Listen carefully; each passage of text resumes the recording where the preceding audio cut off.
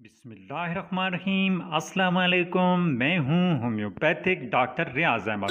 High blood pressure में खून की शरेआनें मोटी हो जाती हैं, जिस वजह से दौरान खून में रुकावट पैदा हो जाती है, जिसकी वजह से दिल पर बोझ पड़ता है और उसे अपनी कुव्वत से ज़्यादा काम करना पड़ता है। दिल की धड़कन कभी तेज़ और कभी निहायत सुस्त हो जाती है। सांस में तंगी, घबराहट, सीने में दर्द, मिजाज में चिड़चिड़ापन और गुस्सा आ जाता है। अगर हाई ब्लड प्रेशर को कंट्रोल ना किया जाए तो फालिज और दिमाग की रग फटने का खतरा होता है।